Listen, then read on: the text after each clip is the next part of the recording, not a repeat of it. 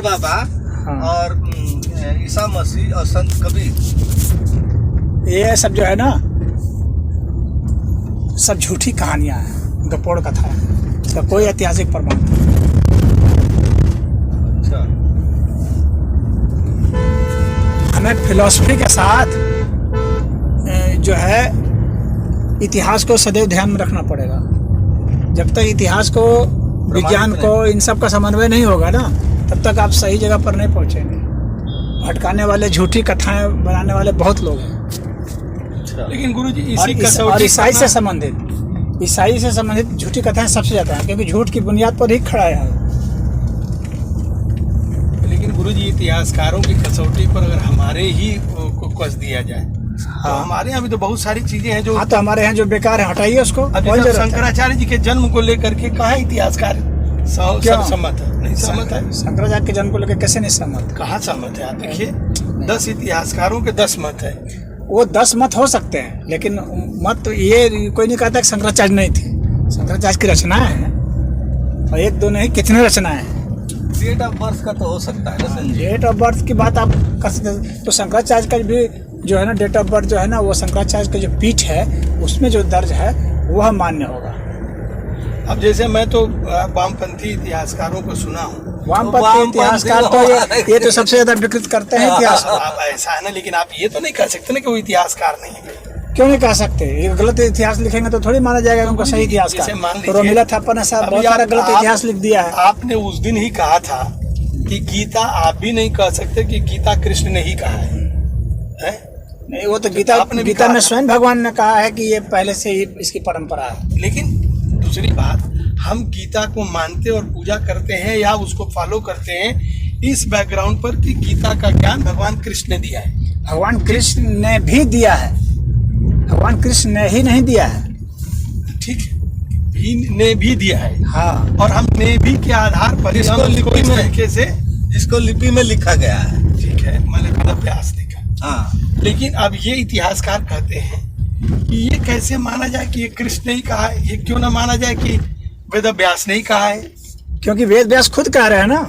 वेद व्यास जो कहेंगे अपने संदर्भ में वो ज्यादा अच्छा होगा कि तुम अपने मन से बना कह दो कि वेद व्यास कह रहे हैं। वेद व्यास ऐतिहासिक रूप से साबित नहीं होते। क्यों नहीं साबित होते हैं? वेद व्यास ही तो ऐतिहासिक रूप से साबित है। कैसे बताएं? वेद व्यास भी साबित है, कृष्ण भी साबित नहीं, है। कैसे कैसे? अब इतिहास की कसौटी पर अगर कसा जाएगा, इतिहास की कसौटी कैसे? पर वेद व्यास की रचनाएं मौजूद है हम लोग के पास, उनकी पूरी परंपरा हम लोग के पास मौजूद है। नहीं तो ये भी तो कहा जा सकता है वेद व्यास की रचनाएं मौजूद है ना हम लोग के पास। ब्रह्मसूत्र वेद व्यास ने लिखे हैं। गुरुजी अभी आप कह रहे थे कि वेद व्यास एक ही नहीं हुए हैं। ओहो, तो मैं कृष्णदेवपायन वेद व्यास की बात कर रहा हूँ। मैं कृष्णदेवपायन वेद व्यास की बात कर रहा हूँ। वेद व्यास में बहुत सारे वेद व्यास हुए। उनके पिताजी भी पराशर ऋषि थे, वो भी बहुत उच्च स्तर के विद्वान थे और एस्ट्रोलॉजर थे, बहुत बड़े ज्योतिषाचार्य थे। ज्योतिष के ग्रंथ में सबसे बड़ा योगदान उन्हीं का माना जाता है। अब हम तो पढ़ते कभी वेद व्यास को कभी 10,000 साल पहले दिखा देंगे। ऐसा है ना कि वेद व्यास की बहुत परंपरा, 27 वेद व्यास हुए हैं। लेकिन ये जो गीता है ना, भगवत गीता, ये तो शास्त्र की मान्यता ही है ना। ये 27 वेद व्यास, इसको ऐतिहासिक रूप से तो नहीं प्रूव किया जा सकता है। ऐतिहासिक रूप से, लेकिन परसर तक तो जाता ही जाता है। कहाँ इतिहास जाता है? क्यों नहीं जाता है? उस समय लिखित इतिहास कहाँ था?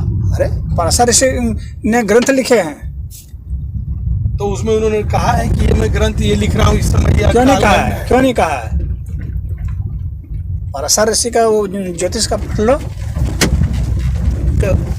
उच्चतम स्तर के ग्रंथ में से है वह, लेकिन ज्योतिष विज्ञान के ग्रंथ में से है ना।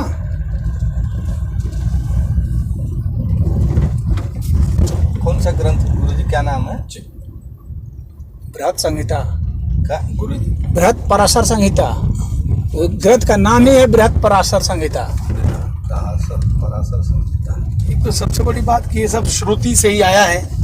कौन? सब थोड़ी आया श्रुति से। कौन कह देता है? सब श्रुति से थोड़ी आया है। वेद है श्रुति से। और ये जो संहिताएं हैं, वेद है श्रुति से, सब थोड़ी श्रुति से आया है। नहीं, संहिताओं की क्या मूल प्रतियां भी है? क्या इनकी मूल प्रतियां देखो कि कब तक टिक सकती है? कोई लिखेगा तो वो मूल प्रतियां कुछ वर्ष में नष्ट न हो जाएगी। कोई ऐसा है, या तो उसको कोई लिखा हो तांबे में ही, ये तो था नहीं कि वे लोग ये सोच रहे थे कि इसको तांबे में हम लिख करके बनाए रख ताकि के बाद में कम्युनिस्ट इतिहासकार होंगे आज से 4000 वर्ष बाद जो हमारे प्रमाण मांगेंगे ऐसे तो उसके थोड़ी लिखेगा कोई। अरे वो तो उसमें ताम्र पत्र में लिखा जाता था और ताड़ पत्र में लिखते थे, छाल पर लिखते थे, तो वो उन सब की आयु होती है ना, कुछ भी नष्ट हो जाते हैं, तो उसको देख के फिर उनके चेले सब जो है फिर लिखते थे। तो मुझे बताइए, जो आप बोले थे तांबे में रखा थोड़ा था, तो क्या लिख करके अगर तांबे के बर्तन में रख दिया जाए? ताम्रपत्र, तांबे की शीट पर, तांबे का जो सीट है उस पर रख देंगे तो उसकी आयु ज्यादा होती है ना, अच्छा, तो वो बहुत समय तक टिक जाएगा। लेकिन ताड़ पत्र पर लिखा जाता है, भोज पत्र पर लिखा जाता है, कहा तो ऐसे ही गया है, छालों पर लिखा जाता है, लकड़ी पर लिखा जाता है, लिख करके लोग दीवारों पर चिपका भी देते थे। तो वो होता है, तो वो तो कुछ कुछ सेंटेंस लिखे जा सकते हैं, पूरा ग्रंथ नहीं लिखा जा सकता है। ग्रंथ तो आपको जो है भोज पत्र वगैरह में ही लिखा जा सकेगा या ताड़ पत्र में। भोज पत्र क्या होता है गुरुजी? भोज पत्र इधर वृक्ष होते हैं ना, इधर काफी हिमालय में होते हैं, देखे नहीं क्या, बहुत पतला सा होता है। अच्छा, वो भोज कागज वृक्ष, जैसा, हाँ समझ गया गुरुजी, कागज जैसा होता है, उसी पर बड़ी अच्छे से लिखाई हो जाती है। किससे लिखा जाता है? सरकंडे के कलम से लिखते थे और पहले, स्याही लगा के? हाँ स्याही लगा के, बहुत अच्छा लिखता था। आज भी मंत्र वगैरह उसी में लिखा जाता है। तो उस समय लिखे थे उनके जो शिष्य परंपरा से जो आते थे ना, तो अपने गुरु के लिखे हुए ग्रंथ को गुरु के शिष्य सब लिख देते थे। अब वही बात होगी ना गुरुजी, उसको ही कहा जाता है ना कि श्रुति परंपरा से आया है। नहीं, उसको नहीं कहा जाता श्रुति परंपरा। अब मान लीजिए शिष्य श्रुति लिख परंपरा रहे जो है हैं ना, खाली सुन करके जो किया जाता है, और ये ग्रंथ जो लिखित हैं इसमें मैथमेटिक्स है, पूरा कैलकुलेशन है, ऐसा थोड़ी है कि सुन के थोड़ी लिखा गया है। श्रुति परंपरा से मंत्र आए हैं, बात समझ में आ रही है? श्रुति परंपरा से ये सब नहीं आए हैं ज्योतिष के।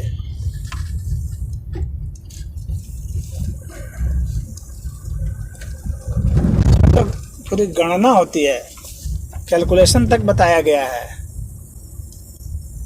तो ये पराशर ऋषि पतंजलि जी के बाद हुए कि पहले? पहले थे पतंजलि जी, तो बात क्या है। पतंजलि जी तो हमको लगता है कि पतंजलि जी एडी तो में जो हुए है हैं ना, कि बीसी में हुए वो भी? नहीं है तो वो बीसी में ही, पतंजलि मतलब वो महर्षि पतंजलि लेकिन की कुछ बात हो रही है। इतिहासकार उनको एडी भी मानते हैं, वही कह रहे ना कि वो सब, लेकिन वो बीसी के ही है। महाभाष्य उन्होंने लिखा है ना संस्कृत में, योग सूत्र उनका ग्रंथ है, महाभाष्य है, पाणिनि के ऊपर उन्होंने महाभाष्य लिखा है। अच्छा, पतंजलि जी भी कोई एक पतंजलि जी नहीं हुए हैं, क्योंकि वह भी योग के ना वे परम आचार्य माने जाते हैं, तो उनकी परंपरा के जो हुए ना वो पतंजलि कहलाते थे। भारत का वो वेस्टर्न इतिहास के हिसाब से देखने से काम नहीं चलेगा।